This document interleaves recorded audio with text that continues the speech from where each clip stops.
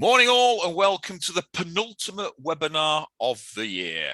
And what a webinar we have for you this week. Last week we talked about training to enable you to retain and develop your staff. And this week we're going to look at how you can create long-term lasting habits and behaviors which will take your business to the next level. Now, this should not be a shock to you, but I think it might make you sit up and think, is there something in this and how we can do this?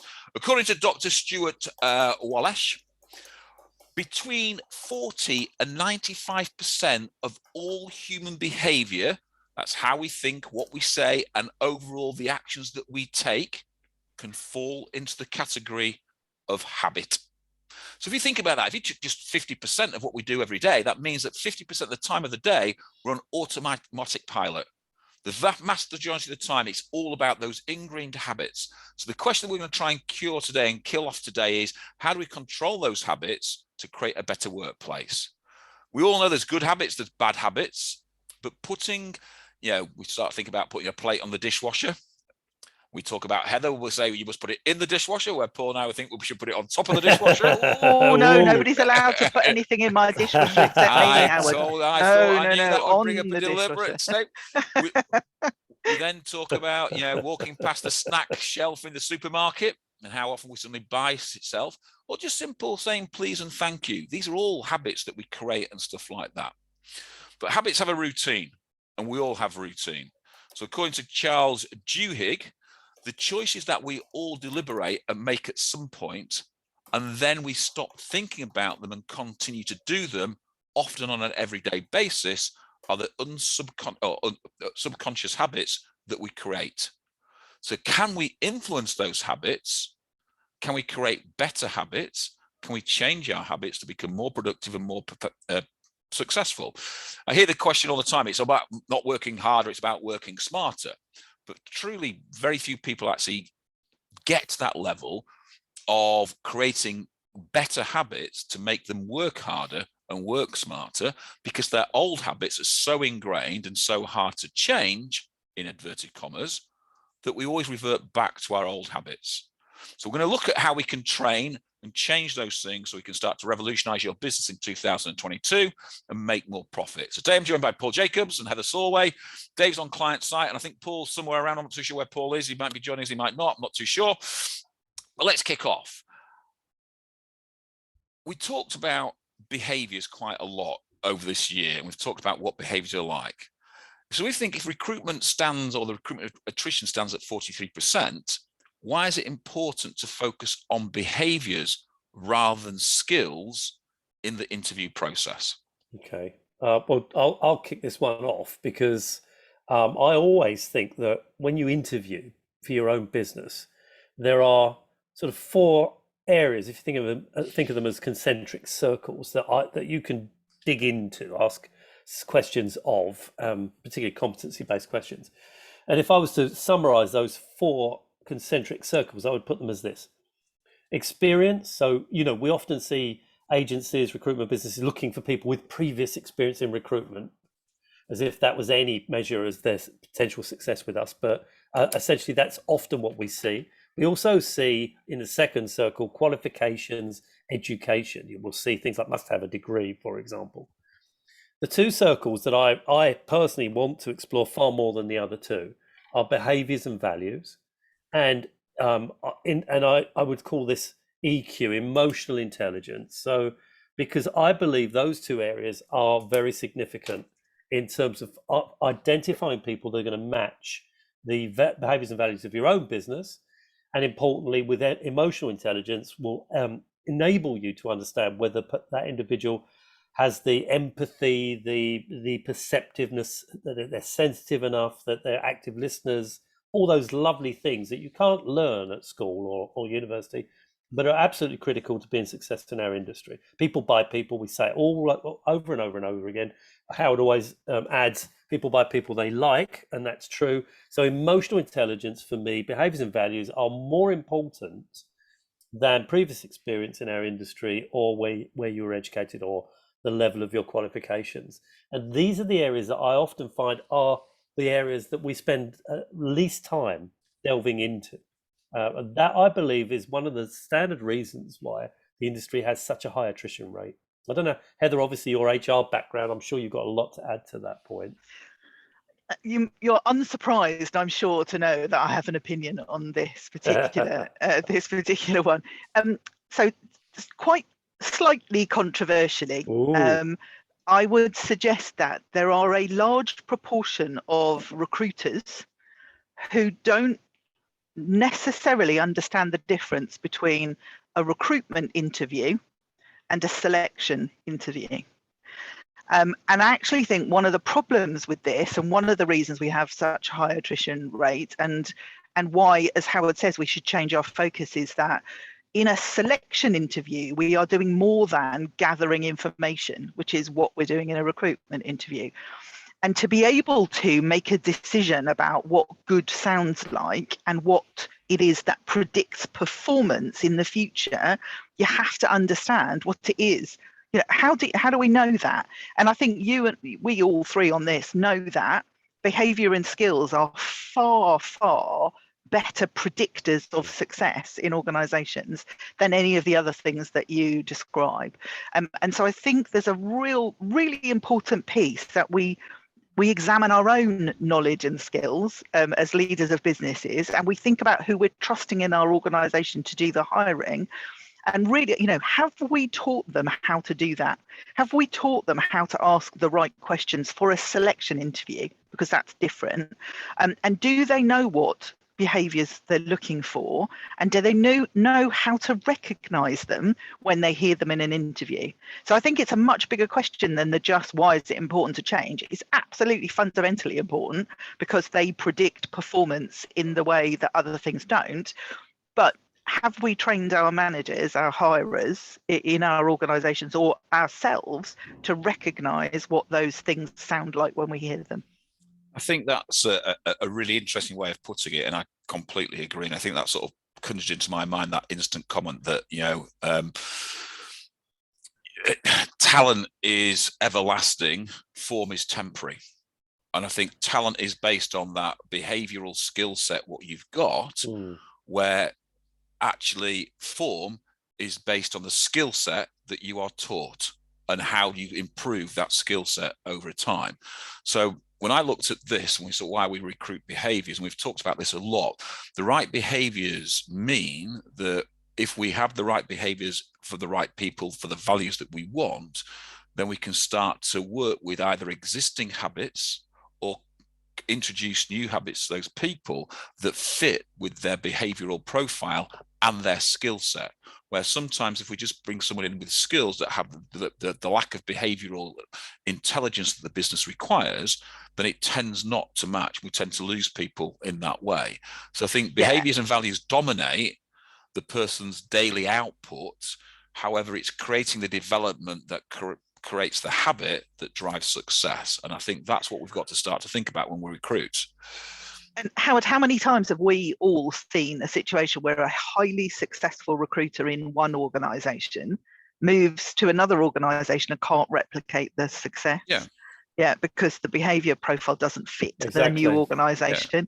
And actually, I think we miss that. We assume that high performance in one organization is going to be replicated in another. And so we only look at form and not talent. But also, how often do we find when we get someone who's got a really good behavioral set, they also fail in recruitment or fail because they're not right? And I think that's because we look at the behaviors, and let's take a behavior as, you know, a really driven person. But unless that recruitment company has got the right habits that then drive that behavior, then they're never going to succeed. So it's about the both. So it's about having the right habits coming in, sort of the right behaviors coming in the first place, but then creating the right habits that then drive that behavior and accelerate that behavior onwards. And I just add a point here, Howard, particularly in the sort of medium to large businesses where you will have a distinct culture, a distinct behavioral culture of a business. But actually, you'll also find micro cultures within the various divisions and departments of that particular business, often driven by whoever is responsible for that particular area. So, you know, to Heather's point, you might find somebody doesn't work in one area of your business. Culturally, they don't necessarily synchronize with the others around them. But if you move them to another area within your own business, you might find that then works. This is one of those very difficult things to I think, put your finger on, because it's ephemeral. It's very hard to actually quantify. But we're going to, I think, try and come to that point in a moment, aren't we, Howard, where we're going to talk about... Yeah, so like I said, before you carry on with that answer, let's put the second question in, because it will help with that answer. We'll go to Heather first, then come back to you. Yeah. So why is it important to understand what behaviours align to your mission and values when we recruit the person? It's interesting, isn't it? So I think that it's very hard to change some of this stuff.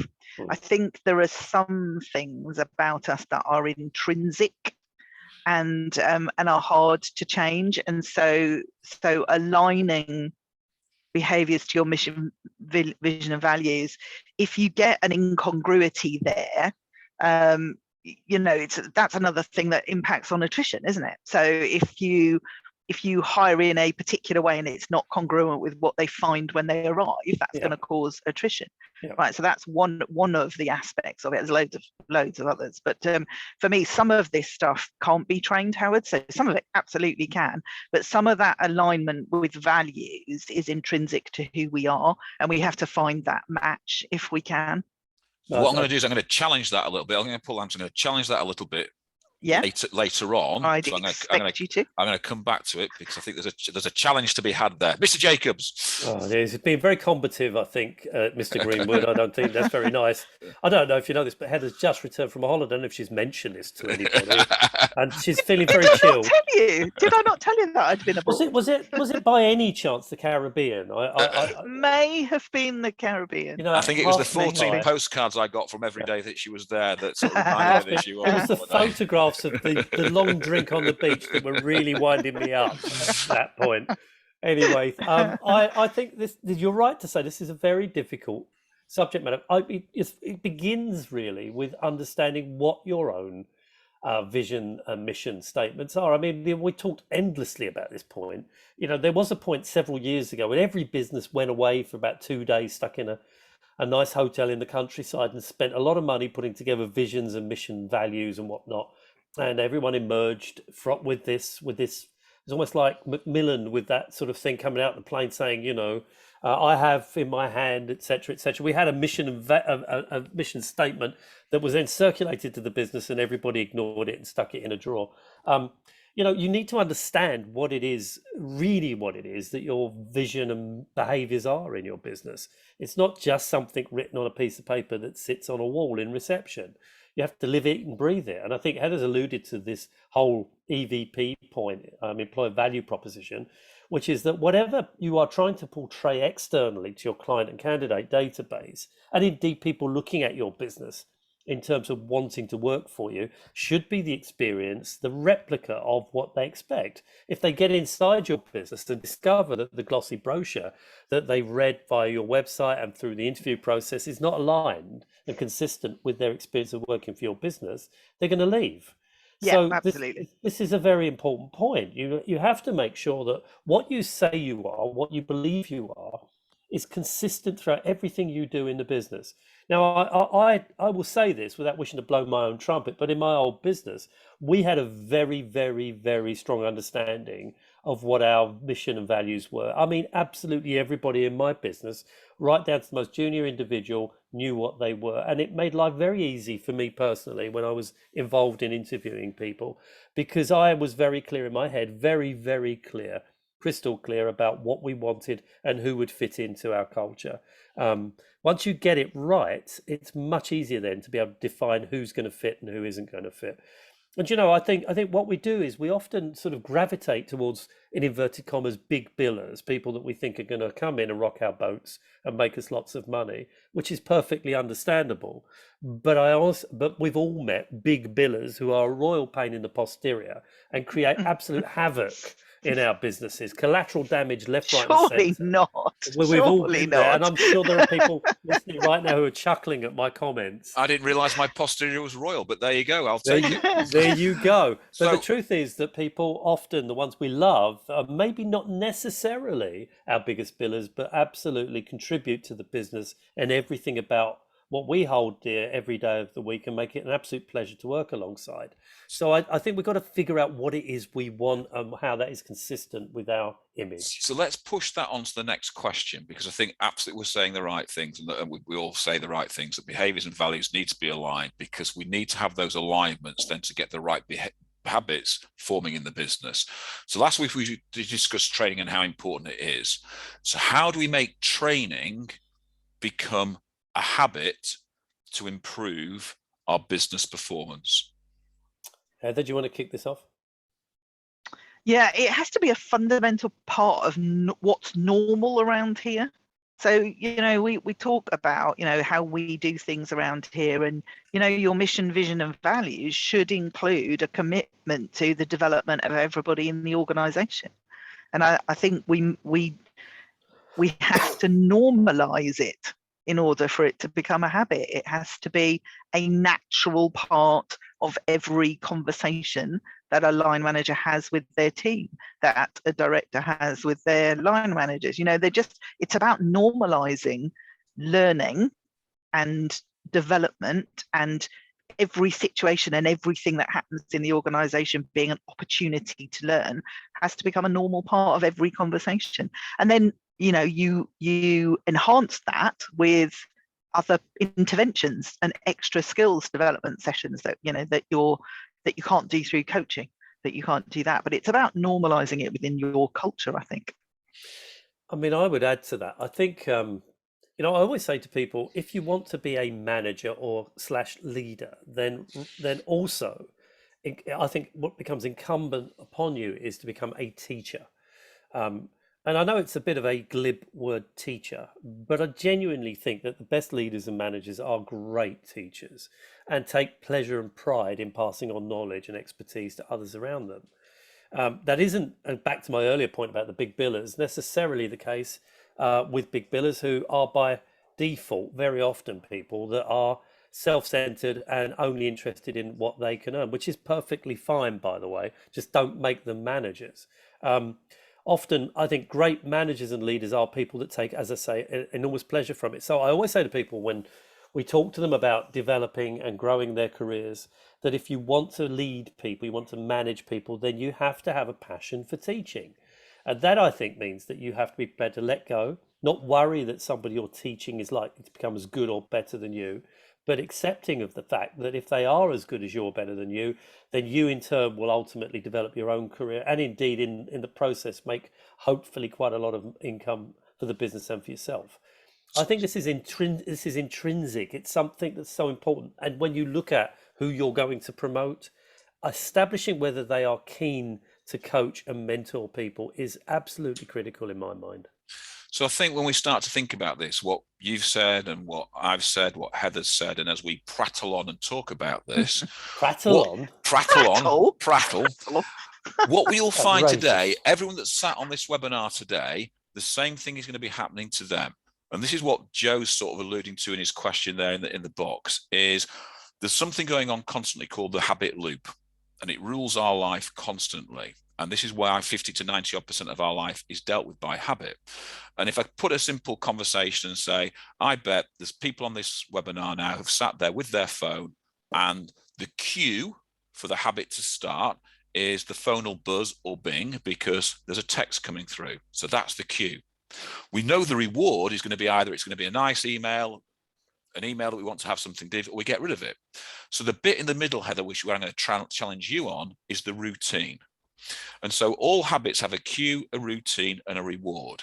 And what we've got to start to think about is how we link that into recruitment. So what Joe's talking about, daily habits happen by doing it on a daily basis, but it's doing it at the same time, or having the same cue, the right cue constantly that starts that habit ticking off.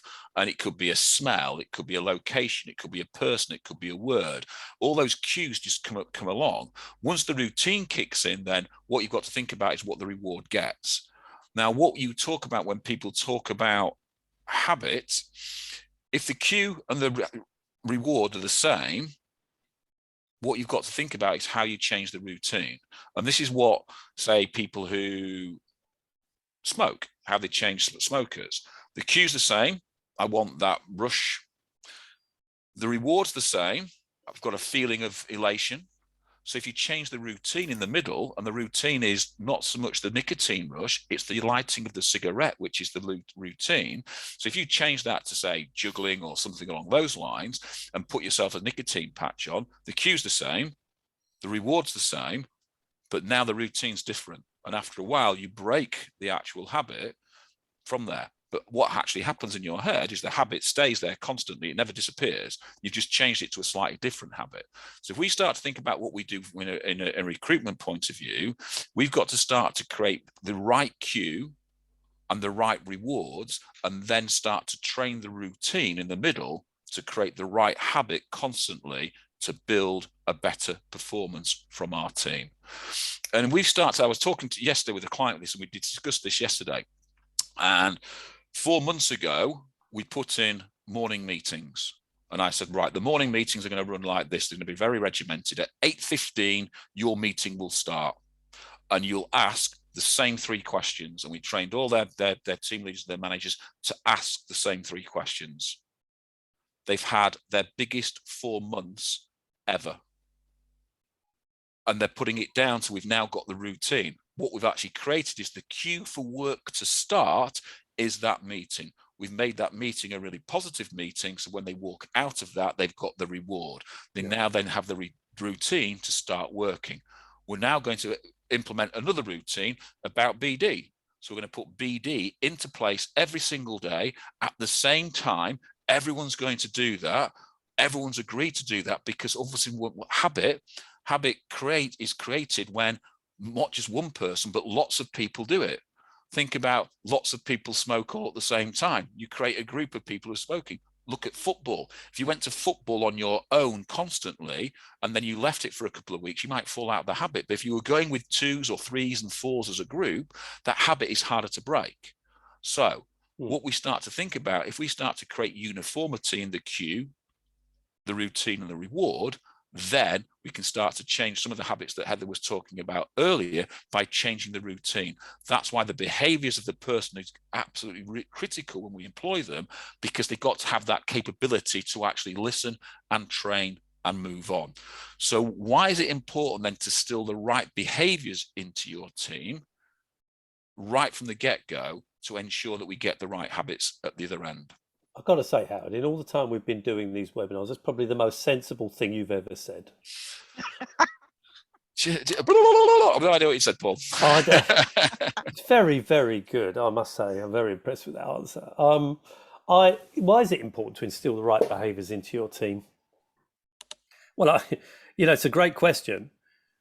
I mean, I think if you're looking at it, there's a whole range of ways of looking at this. I mean, as somebody that owns a business or leads a business, having the right behaviors around you can be the difference between you enjoying your own business and being a part of that and enjoying the journey that the business is on, or finding it an awful strain, affecting your mental well-being and causing you all sorts of anxiety. Getting behaviors correct in your business will unquestionably ensure that you've got every chance of achieving and indeed exceeding your goals. If you have the right people around you, and to your brilliant description, Howard, if everybody is tuned in and are on the right path, working in conjunction with each other, online with each other, you can get people to walk through walls. And I have to say, as somebody, and I'm sure we've all had this experience, that's worked in businesses where that was the case, where you loved being with certain people, loved being a part of the business, where there were challenging tasks and goals, but it didn't feel like that way. It felt exciting. You felt that you were part of something.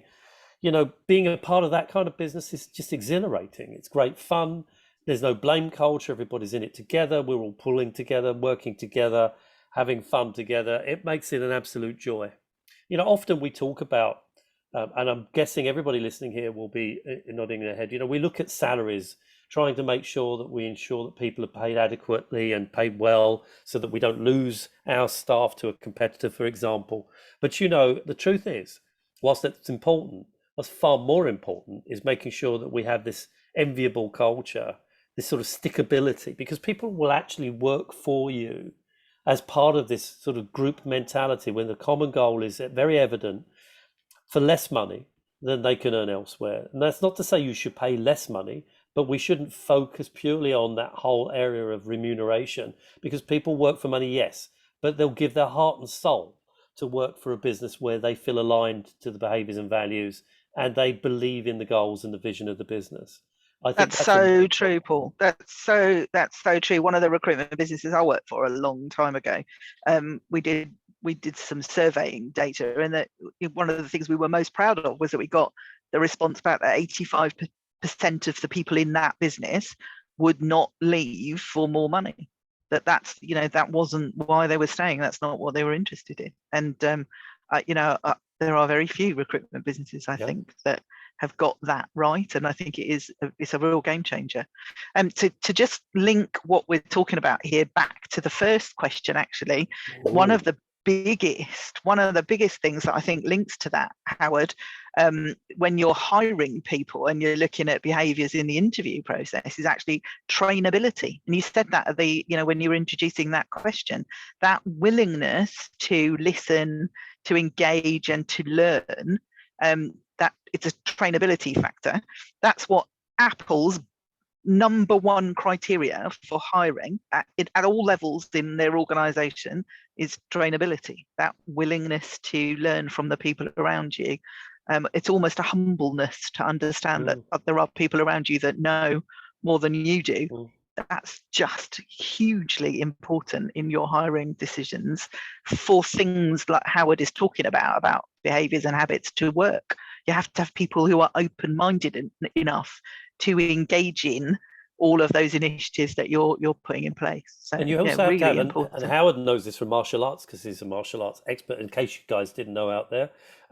So, Howard, you can comment on senseis. Do you say senseis? So when you're doing your martial arts, everybody, I've done it in the past, is where there's this discipline and it's all about honor and being and obeying, I guess, but listening very intently to the teacher. That forms very much part of that culture, doesn't it?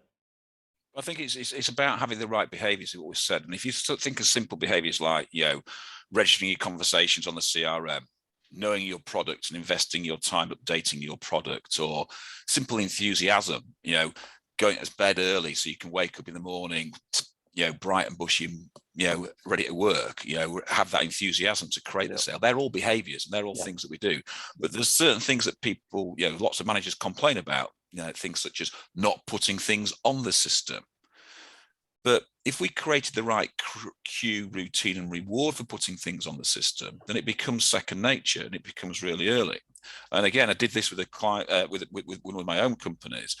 I banned paper for a while. And what we created was, as soon as a candidate calls in, the system used to bring the candidate's name up on the system, and therefore it was already open. So instantly they had to type their notes and what they were speaking to the candidate about onto the system. And after a while, it became routine. After a while, then we brought paper back in, and guess what? No one picked up the paper. No one wants to write things on paper anymore, because all of a sudden the right cue was there because the thing popped up in front of them. They had the right routine, but now they were getting a reward because now they could search on their notes a lot easier than rather than scrambling through. It also saved them amounts of time. We also think about... And if Mr. Sharp was here, just to interject, because this is, I'm going to channel my inner Mr. Sharp, he'd be saying that what links really directly to that, Howard, is the why. So understanding why we're doing it, why are we not having paper, why are we putting data into the system, that all helps reinforce the correct habit, isn't it? It's the correct reward. It's linking it to the positive behavior. And I was training 5 managers yesterday, and we were talking about one of the things about, what's the really good behaviors that you want and the really good habits that you want. And they talked about listening. And I talked about how we train listening when we talk about training it to recruiters. What we taught them is a process and the questions to ask this question, followed by this question, followed by this question, followed by this question, followed by this question. And what we actually train recruiters to do is, don't we train the recruiter to listen to the issues that the client's got? We actually train the recruiter to listen to the gap in the conversation so they can interject their next question. Hence why lots of recruiters miss lots of information when taking job specs, etc., because they're too busy listening for the gap rather than actually listening to the information that's being given to them. So this is all again about having the right behaviors and then thinking, how do we train that person? What's the cue? What's the routine? And what's the reward? And putting those things in place. And that leads into that next question, is how do you then create the right habits to improve a team's performance from a manager's point of view? Heather, do you want to... Well, I was going to leave you to say this, and I'm afraid I now have to bow out. So Heather! You've had me for half a year. I'm afraid. Thank you for letting me come on this morning for a shortened amount of time, but I am going to have to bow out. So, Paul, I'm going to hand this one straight to you. You are lovely. I'll see you tomorrow. See you tomorrow. Okay. Thanks, Heather. So how do managers create the right habits to improve the team's to improve their team's performance? I think really and truthfully, Howard, you've pretty much said it, and it says it on the slide here. So this is very much about repetition. You know, it's about doing things over and over and over and over and over again to create the right habits. And I think very often, if I look at marketing as a good example, you know, we used to say to certain offices, right, this is what you need to do from a marketing perspective to create more attraction from candidates. And we would come up with an idea. So let's call that e-shotting, email shotting. And we'd speak to the office a while later and say, well, how did it get on? Well, it didn't work. Okay, well, how many times did you do it for? About 3 times. Well, if you'd done it for 10 times, it might have started to work. The thing here is that people always look for short-term solutions, short-term answers. They're looking for very quick, rapid returns, which again, I completely understand. But there are some things that just take time. And really getting that hard sort of drive, making sure that people are hardwired to doing certain things is repeat, rinse, repeat, rinse, repeat, rinse. So it becomes muscle memory. I mean, again, with athletics of any kind of sport or learning a musical instrument, you just keep doing it and doing it. I'm talking hundreds, thousands of times so that you do stuff without thinking. Most of us drive. I drive, as you do, Howard, quite large distances very regularly. I have no recollection. I mean, almost zero recollection. When I get to the other end, I get to my destination of making the journey, I don't remember very much about the journey at all. But my mind, my hands, my legs, my feet, my fingers have all been working at driving that car. And I've arrived safely in one piece. And I'm sure everyone listening has the same experience. You've done it so many times that what you're doing with your body is like eating and breathing. And if we want these habits to become a part of our performance, to improve performance, you've got to be persistent and you have to be very disciplined with everybody, and in particular as a leader with your own behaviors, if you're going to ensure that ultimately these things become embedded in your organization. I think it's about routine, and it's about, I think it's always about that initial start of the cue, as we've called it, to incite people to say that's what's going to happen now. So if your meeting starts at 8:15, then your meeting starts at 8:15. If it starts at 8:16, then it's not the same meeting as it started at 8:15. If it starts at 8:20, then again, it's not the same meeting. So we've got to start to think about having that cue and having routine, and that's where performance starts to come from. And what we've got to start to think, if the routine doesn't create the reward that we want, we change the routine to make sure the cue and the rewards are always the same. So we change the routine to make sure we get there. And I think this is where we tend to sort of fail quite poorly as recruiters. If you think about a new recruiter coming into a job, they probably get a couple of days, maybe a week's worth of training, if that. Everything's packed in all in one. And then we think we've got the perfect rounded recruiter and off they go. And we put them and sit them next to an experienced recruiter. But that experienced recruiter is doing a very different job because over a period of time, their habits have changed because they've now got a different cue and a different reward. And so their routines are very different. Although they might look similar, they're very different because every time they call a client, they're getting good conversations, they're getting good buy-in, etc., etc. But every time a new person calls a client, they're a new client. And they're getting zero response or zero buy-in. They've got to create that. So it's a very different type of place for them, so that we're almost setting them up to fail from when we start, because we're sitting them against somebody and saying, mirror that person, follow what that person does, but that person is actually doing a very different job to them, although it looks very similar. So what we've got to start to think about is actually, as we said before, the last answer, collectiveness, and putting people together as teams doing the same thing over and over again. And that's where we start to get repetition, and that's where we start to get performance. What we can then start to think about, if the cue's right and the rewards are right, all we need to do then is keep improving that routine. And I'll give you a prime example again yesterday with the client that we worked with yesterday. They ran me up at the end of November. They work in the education department or arena, and they were talking about December's a really bad month for them, because obviously there's the 2-week holiday at the end. Lots of teachers are in and out for various different reasons, etc. And they said, well, normally from our permanent point of view, we get a really poor response to our CV sends that we send out. And so they came up with the idea and said, what we're going to do in December, we're going to stop sending CVs. We're going to call our clients and introduce the candidates to their clients. They have 5 times more interviews booked in December than they did this time last year. They have 50% more interviews than they booked in November, and November was their biggest month ever. So all of a sudden they've changed the routine, but the cue and the reward are still the same.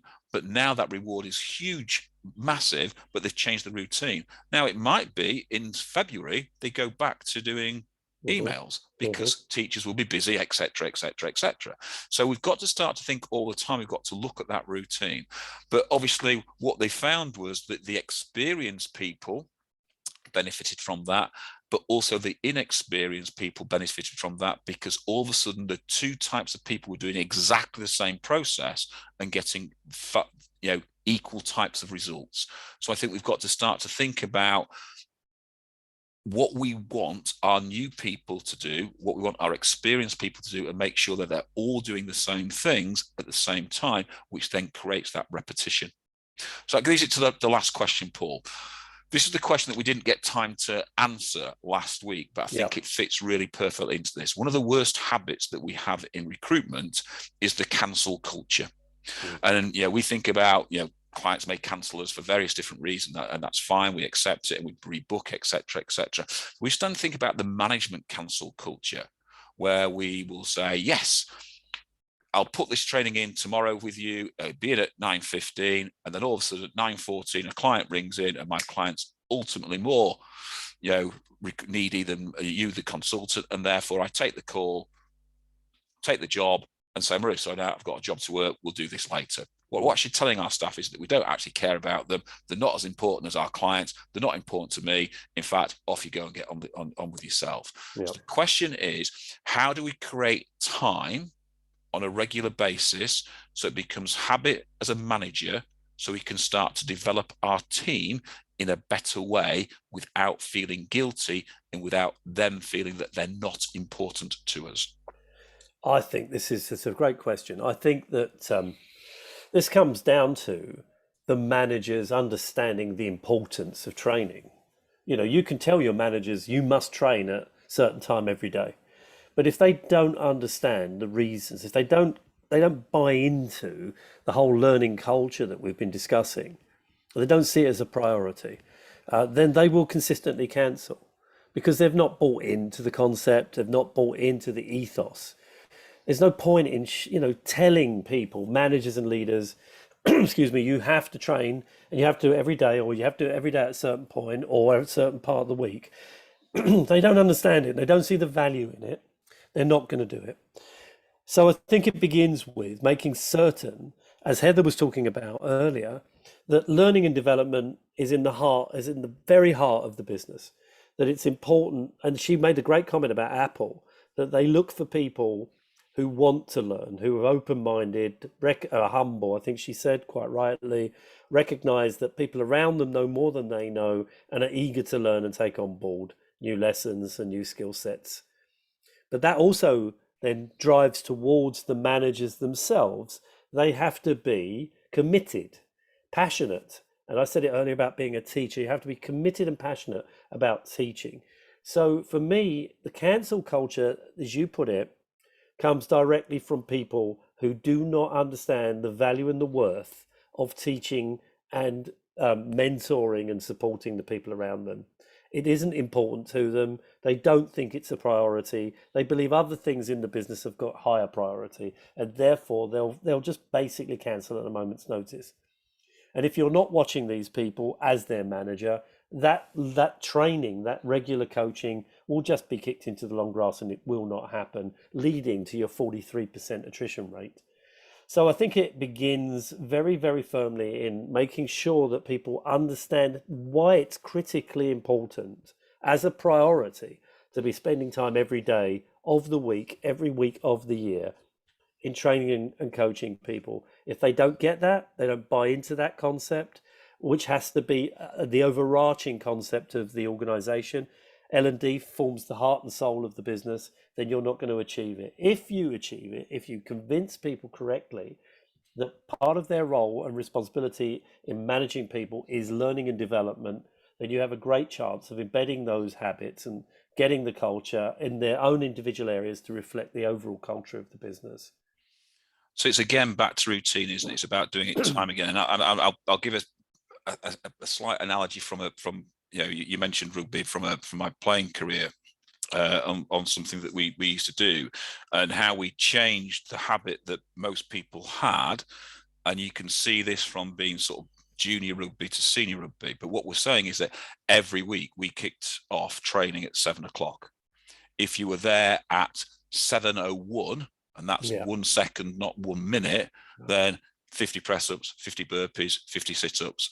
Or if you were at certain clubs, there was a certain thing called a muller, where you would be running a figure of 8 round the pitch, and you're sprinting the diagonals of the pitch. And depending on the seconds that you were late would depend on how many laps you did of the pitch. And let me tell you, they're not particularly very nice. So you had those people who were late were the fittest people in the team. I can tell you that by a long way. So routine is a certain thing that you need to get going. So routine, and understand that that is more important than anything else. So if you promise to do something at a certain time, you deliver it at a certain time.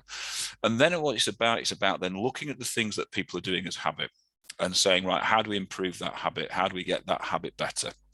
And I'll talk about one of the things that, I remember sort of when we started to really get into the Premiership, and we started to talk, and we brought a guy in to sort of create time. And this is what in rugby about creating time, where he said, 2 centres will line up against each other, they tackle each other. However, if I want to go past that centre, I've now got to step outside him or step inside him to go through the gap in the air. So that's going to take my time, because I've got to make that step to do that. Why don't we stand outside or inside the centre and stand in the gap so we can run straight through the gap? Which made obvious sense, but for years and years we've been standing opposite the person. And then the ultimate thing was, rather than passing the ball to the person, pass the ball at the gap, so the person has to then run it into the gap. So it now speeding it up twice. And what we started to find, that we were hitting the line quicker, going through the line quicker, and getting less people tackled, because we weren't setting up and running through a brick wall, because a human being is a brick wall and you're trying to run through it. It's infinitely easier to run through fresh air than it is through a human being. So we suddenly worked out that the cue was the same. This is what we wanted to do. The reward was the same, but we just changed the routine. But we trained it and trained it and trained it over and over again. So it became habit. Yep. But what we did every time we lined up, we stopped, we looked, and we saw what we were doing. What we started to do is take cues then from where they were lining up. We'd start to line up and then slightly shift to one side or the other. This is what managers need to start to think about, is when something goes wrong in the recruitment process, look at the routine. Can they make that routine better? And therefore, every week there should be training going on that says we need to develop the routine, improve the routine, train the routine, drill it, and becomes better. And that way, we're in a far different position and a far better position. And that, to me, is what we need to be thinking about from the cancel culture. If we start to cancel training, then what we're actually doing is reducing the capability of our team constantly, because all we're doing is compounding bad habits and letting them grow and go and go. Ladies and gents, Paul, have you got anything to add to that? Oh, I don't think so, Howard. I can't compete with your sporting prowess. I mean, I did play football, but obviously not quite at the level that you played at rugby. So Hackney Marshes, mate. Hackney Marshes. definitely Hackney Marshes. Well, that's a story for another day. And Wormwood Scrubs, but that's also another story for another day. No, Playing absolutely. football or being in Wormwood Scrubs, Paul? I think you need to I clarify was that. outside the walls on the playing fields where I managed to break my nose on a very cold January morning, but that's another story. No, really good summary, Howard. Excellent. And yeah, look, I think this is, the bottom line here is everybody listening understands this, I think, very clearly. Getting success from your people doesn't happen easily. There are people in our industry that have a natural ability to do the job, and without very much provoking or training, will just instinctively get it and do well. But those people are very much in the minority, and they also develop bad habits. The vast majority of people we take on need a tremendous amount of coaching and support, not just when they start, but all the way through their careers. Yeah. All the way through. So that's it, ladies and gents. Thank you very much for another interesting webinar.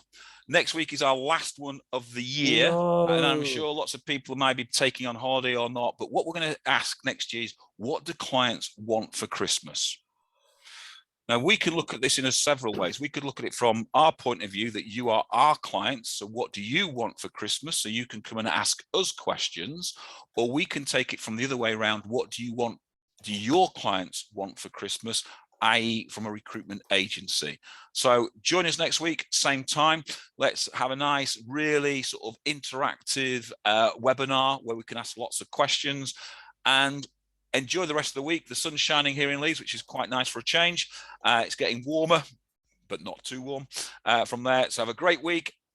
Stay safe, look after yourselves, and we'll see you all next week. See you guys. Take care. Be safe.